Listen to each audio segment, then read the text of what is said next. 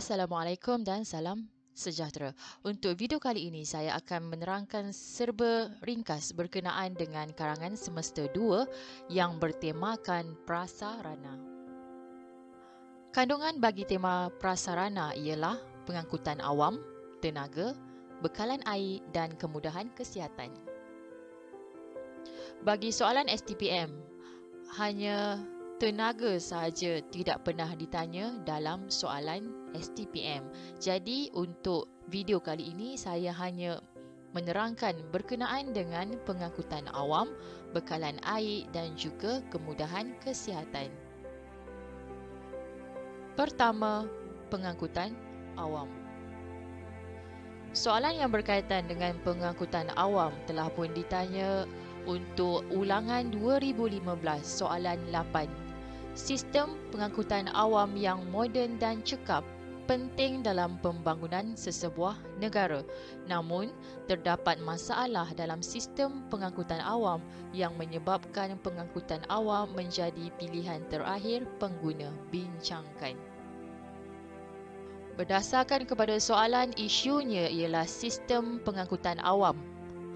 Fokus isu ada dua, iaitu yang pertama, penting merujuk kepada kepentingan sistem pengangkutan awam.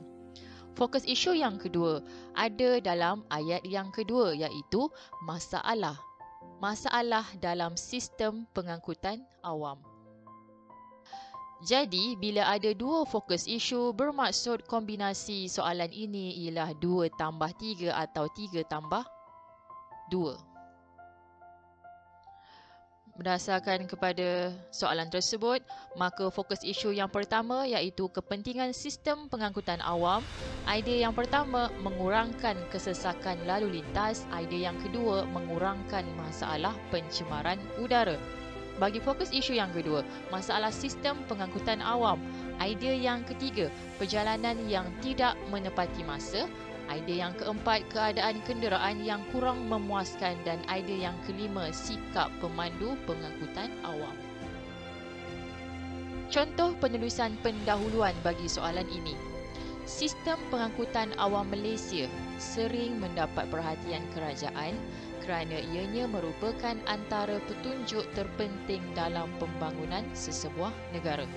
Kebelakangan ini, prasarana ini masih berhadapan dengan pelbagai masalah sehingga menyebabkan pengangkutan awam menjadi pilihan terakhir pengguna. Seperti biasa, di dalam pendahuluan pastikan ada isu iaitu sistem pengangkutan awam, ada fokus isu satu iaitu kepentingan dan fokus isu yang kedua ialah masalah pengangkutan awam. Contoh penulisan idea bagi mengurangkan kesesakan lalu lintas. Kita boleh memulakan sebuah karangan tersebut dengan istilah antara kepentingan sistem pengangkutan awam yang moden dan cekap ialah mengurangkan kesesakan lalu lintas. Ayat yang pertama, pastikan ada fokus isu iaitu kepentingan. Isunya ialah sistem pengangkutan awam dan dia punya idea ialah mengurangkan kesesakan lalu lintas. Huraian bagi idea yang pertama, kawasan Lembah Kelang sering menjadi tumpuan bagi para pekerja. Maka, kawasan ini sering mengalami kesesakan lalu lintas terutamanya semasa waktu puncak seperti waktu pergi bekerja dan pulang daripada kerja. Huraian yang kedua, oleh itu, pengangkutan awam seperti perkhidmatan bas Rapid KL, MRT dan LRT dapat membantu mengurangkan kesesakan lalu lintas di kawasan ini. Idea yang kedua, mengurangkan masalah pencemaran udara. Untuk ayat yang perenggan yang ketiga ini, ayat yang pertama. Kalau tadi kita start guna antara kepentingan sistem pengangkutan awam kan. So, penanda wacana yang seterusnya kita guna istilah selain itu. Sistem pengangkutan awam yang moden dan cekap juga penting untuk mengurangkan masalah pencemaran udara. Huraian, ini kerana pengangkutan awam akan mengurangkan penggunaan kenderaan persendirian. Hal ini dapat mengelakkan pengeluaran asap egzos kenderaan yang menyebabkan pencemaran udara. Pengangkutan awam seperti komuter dan monorail adalah mesra alam kerana tidak membebaskan karbon monoksida kepada alam. Sekarang kita akan masuk kepada fokus isu yang kedua, iaitu masalah. Idea yang ketiga, perjalanan yang tidak menepati masa. Gunakan penanda wacana yang menunjukkan sebaliknya. Namun, terdapat juga masalah dalam sistem pengangkutan awam seperti perjalanan yang tidak menepati masa. Huraiannya, bagi keadaan tertentu, jadual perjalanan pengangkutan awam mengalami masalah, misalnya tidak menepati masa yang telah ditetapkan. Ini menyebabkan urusan pengguna terganggu. Seterusnya kita akan bagi contoh. Sebagai contoh, pengguna bas di Lembah Kelang terpaksa berdepan dengan masalah menunggu bas yang lama susulan daripada sekatan yang dilaksanakan di bawah Perintah Kawalan Pergerakan sejak pandemik COVID-19 melanda negara. Idea yang keempat, keadaan kenderaan yang kurang memuaskan. Di samping itu, keadaan kenderaan yang kurang memuaskan turut menjadi masalah kepada sistem pengangkutan awam. Huraiannya, kenderaan awam yang uzur, kerap rosak dan tidak selamat telah mengurangkan keselesaan pengguna. Ini secara tidak langsung akan menyebabkan pengangkutan awam menjadi pilihan terakhir pengguna. Tambahan pula, bilangan kenderaan awam yang disediakan mungkin tidak mencukupi untuk menampung permintaan pengguna, terutamanya semasa waktu puncak. Ruang yang terhad dan keadaan yang sesak di dalamnya mengakibatkan pengguna tidak selesa untuk menggunakannya. Akhir sekali, sikap pemandu pengangkutan awam.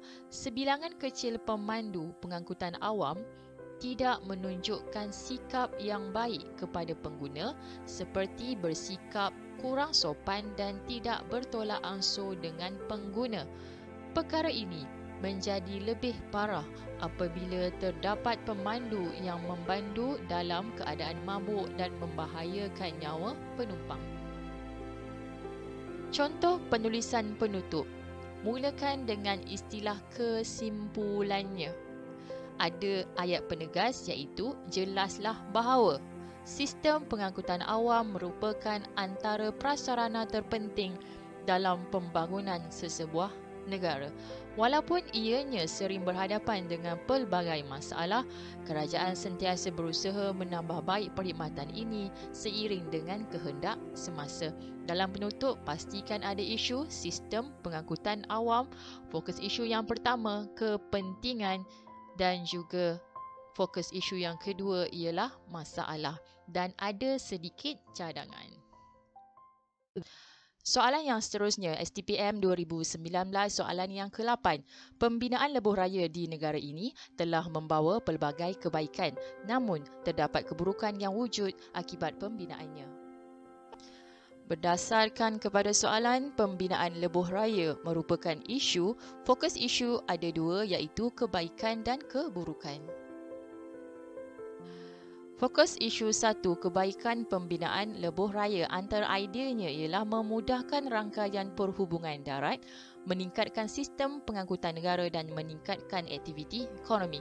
Fokus isu yang kedua iaitu keburukan pembinaan lebuh raya, mengancam keseimbangan ekosistem alam, meningkatkan kadar kemalangan jalan raya.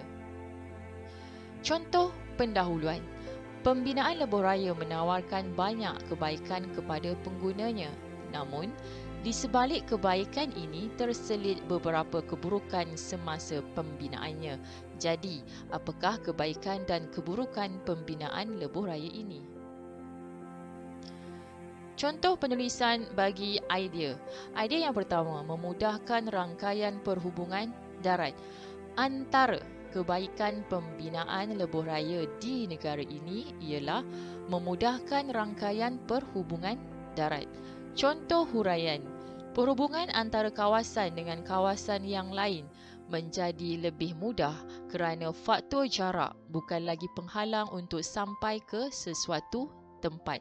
Contohnya, misalnya, penduduk di Lembah Kelang boleh menggunakan lebuh raya utara selatan untuk sampai ke negeri-negeri di bahagian utara semenanjung Malaysia.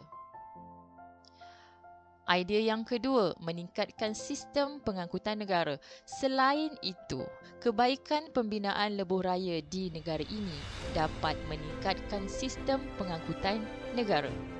Sistem pengangkutan amat penting bagi memelihara kebajikan dan kesejahteraan rakyat di negara ini.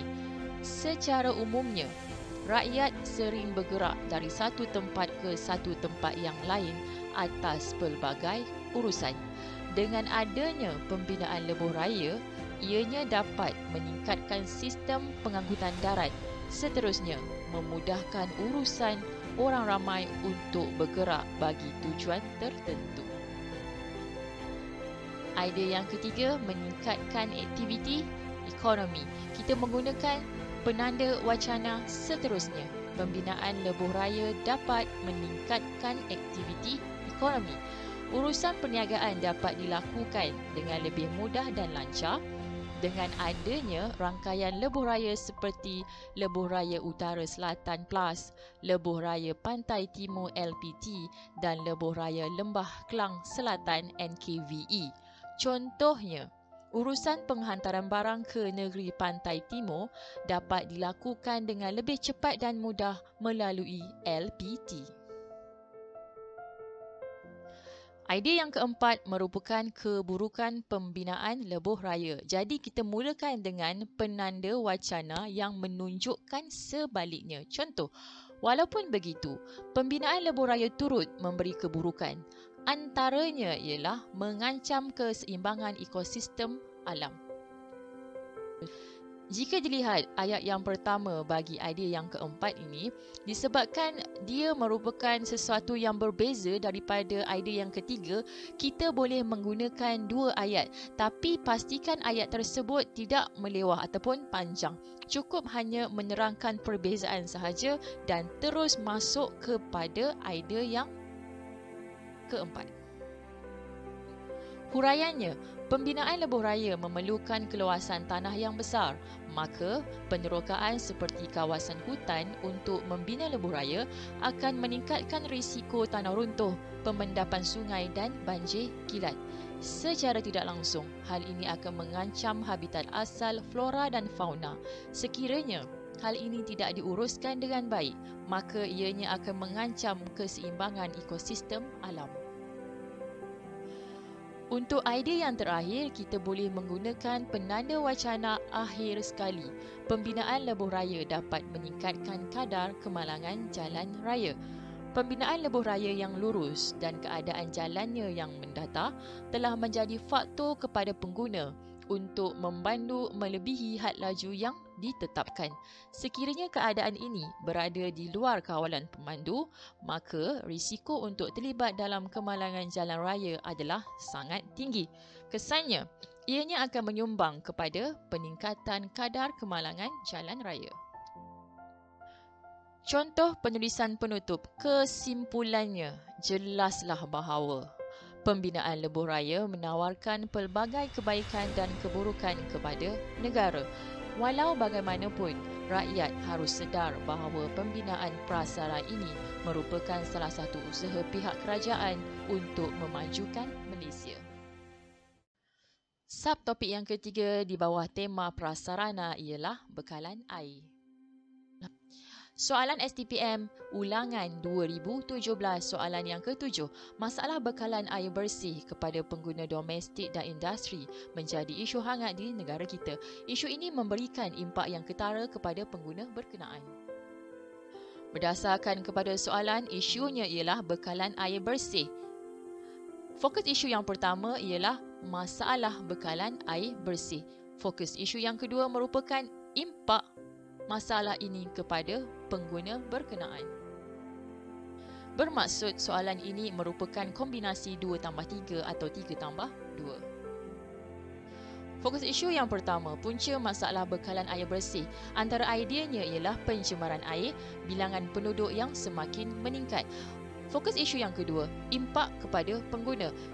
Idea yang ketiga, mengganggu urusan harian, mengalami masalah kesihatan dan menjejaskan sektor perindustrian. Contoh penulisan pendahuluan bagi soalan ini. Kebelakangan ini, Selangor sering mengalami masalah bekalan air bersih. Isu yang sering menjadi bualan hangat di media masa ini turut memberi impak tersendiri kepada pengguna domestik dan industri. Idea yang pertama bagi fokus isu yang pertama, kita mulakan dengan ayat antara. Antara punca masalah bekalan air bersih kepada pengguna domestik dan industri ialah pencemaran air. Pencemaran air yang berlaku di sungai atau loji rawatan air sering menjadi punca utama bekalan air bersih terputus. Terbaharu, sebanyak 463 kawasan di 5 wilayah di Selangor mengalami gangguan bekalan air tidak berjadual. Berikutan loji rawatan air LRA Sungai Semenyih terpaksa dihenti tugas sepenuhnya akibat pencemaran bau pada sumber air mentah. Idea yang kedua, bilangan penduduk yang semakin meningkat. Selain itu, bilangan penduduk yang semakin meningkat turut menyumbang kepada punca masalah bekalan air bersih. Pertambahan penduduk terutamanya di kawasan Lembah Kelang tidak dapat menampung permintaan yang semakin meningkat dalam kalangan pengguna domestik dan industri. Malah, sebahagian kawasan keadaan hujan telah dibangunkan untuk tujuan pembangunan, perniagaan atau penempatan penduduk. Idea yang ketiga merupakan impak masalah tadi kepada pengguna. Isu ini telah memberi impak kepada pengguna domestik dan industri. Antara impaknya ialah mengganggu urusan harian. Ketiadaan bekalan air bersih yang mencukupi akan menjejaskan urusan domestik seperti memasak, mencuci dan membersihkan diri. Pengguna air di Lembah Kelang sering merungut dengan ketiadaan air yang kerap kali berlaku di Selangor. Masalah ini amat mengganggu aktiviti harian mereka sehingga terpaksa menadah air hujan untuk kegunaan harian. Idea yang keempat mengalami masalah kesihatan.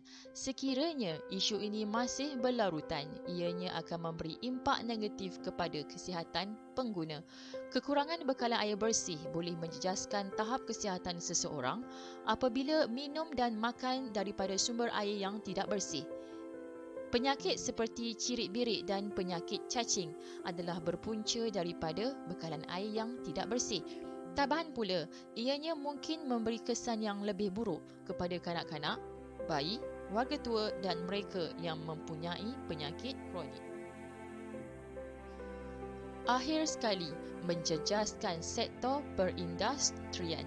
Pengguna industri akan berhadapan dengan masalah pengeluaran kerana proses pengeluaran terjejas akibat kekurangan bekalan air bersih untuk menghasilkan sesuatu produk. Hal ini akan mengurangkan pendapatan pengguna industri yang seterusnya memberi kesan langsung kepada ekonomi dan pembangunan negara. Contoh penulisan penutup bagi soalan ini. Kita mulakan dengan istilah kesimpulannya. Jelaslah bahawa merupakan kata penegas. Masalah bekalan air bersih wajar diselesaikan dengan segera agar ianya dapat mengurangkan impak kepada pengguna terbabit sekaligus pengguna mampu menjalani kehidupan yang lebih baik. Subtopik yang keempat merupakan kemudahan kesihatan. Soalan STPM 2017, soalan 7. Industri penjagaan kesihatan menjadi satu daripada bidang yang diberi keutamaan oleh kerajaan di bawah program transformasi ekonomi PTE. Huraikan manfaat yang diperoleh masyarakat dan negara hasil daripada perkembangan industri ini. Berdasarkan soalan, isunya ialah industri penjagaan kesihatan. Fokus isunya manfaat industri penjagaan kesihatan. Bermaksud soalan ini kombinasi 5+0. Fokus isu manfaat perkembangan industri penjagaan kesihatan. Idea yang pertama, meningkatkan peluang pekerjaan, meningkatkan pelancongan kesihatan, meningkatkan tahap kesihatan penduduk, meningkatkan kualiti perkhidmatan kesihatan dan meningkatkan tenaga pakar dalam bidang kesihatan. Contoh penulisan pendahuluan industri penjagaan kesihatan Malaysia dikendalikan oleh dua peringkat yang cekap di mana sektor penjagaan kesihatan kerajaan berfungsi seiring dengan sistem penjagaan kesihatan swasta. Justru, bidang yang diberi keutamaan di bawah program transformasi ekonomi PTA ini memberi pelbagai manfaat kepada masyarakat dan negara. Antara manfaat perkembangan industri penjagaan kesihatan ialah dapat meningkatkan peluang pekerjaan. Bidang kesihatan menawarkan banyak peluang pekerjaan klinikal seperti doktor, jururawat dan ahli terapi serta menawarkan peluang pekerjaan bukan klinikal seperti pembantu tadbir dan teknologi maklumat. Lebih-lebih lagi, peluang kerjaya dalam bidang ini tidak terhad dalam sektor kesihatan awam, malah ianya menjadi rebutan bagi sektor kesihatan swasta. Idea yang kedua, meningkatkan pelancongan kesihatan. Bila kita masukkan idea ini ke dalam ayat, kita akan ada beberapa perubahan. Contoh, perkembangan industri penjagaan kesihatan turut memberi manfaat kepada peningkatan sektor pelancongan kesihatan di negara ini. Olah ayat itu untuk lagi cantik. Kredibiliti Malaysia sebagai destinasi pilihan bagi industri pelancongan kesihatan tidak disangkal lagi. Tambahan pula, negara ini dilabel sebagai lokasi penjagaan kesihatan menakjubkan melalui perkhidmatannya yang berkualiti dengan harga yang berpatutan. Pada tahun 2019, negara ini telah menarik 1.3 juta pelancong kesihatan antarabangsa dari Jepun, China, United Kingdom dan Amerika Syarikat dengan jumlah bil hospital sebanyak 1.7 bilion ringgit. Sehubungan dengan itu, perkembangan industri penjagaan kesihatan dapat meningkatkan tahap kesihatan masyarakat. Tahap kesihatan masyarakat tinggi mencerminkan kualiti hidup masyarakat di sesebuah negara. Ini kerana tingkat kesihatan yang baik dapat dilihat daripada angka kematian yang rendah dan jangka hayat yang tinggi. Selain itu, masyarakat berpeluang untuk memilih jenis rawatan dan bekalan ubat yang berkualiti serta jenis hospital, klinik asalkan mampu untuk menampung kos perubatan tersebut. Manfaat yang seterusnya ialah dapat meningkatkan kualiti perkhidmatan kesihatan. Kualiti perkhidmatan kesihatan dilihat menerusi tempoh untuk mendapatkan rawatan kecemasan, rawatan sebagai pesakit luar, keputusan makmal dan kualiti sesuatu rawatan. Umum sedia maklum bahawa tempoh menerima rawatan di hospital kerajaan sering mengalami tempoh masa yang lama. Oleh itu, sejajar dengan perkembangan teknologi maklumat, tempoh menerima rawatan mungkin boleh dipendekkan. Akhir sekali, dapat meningkatkan tenaga pakar dalam bidang kesihatan. Kerajaan tetap memberi fokus kepada usaha melahirkan lebih ramai pakar dalam penjagaan kesihatan utama seiring kepentingan memastikan perubatan pencegahan dapat dilaksanakan dengan berkesan bagi meningkatkan bilangan pakar perubatan. Pelbagai langkah termasuk meningkatkan slot tajaan, hadiah latihan persekutuan dan menggalakkan pegawai perubatan menjalani latihan kepakaran mengikut bidang masing-masing. Contoh penutup, kesimpulannya jelaslah bahawa industri penjagaan kesihatan di Malaysia memberi banyak manfaat kepada penduduk di negara ini. Industri ini wajar diberi perhatian serius agar kebajikan dan kesejahteraan penduduk di negara ini dapat dikekalkan. Itu sahaja untuk video kali ini. Jangan lupa follow dan subscribe Anis Fazlin Pengajian Am channel. Kita jumpa lagi untuk tema karangan yang seterusnya. Terima kasih.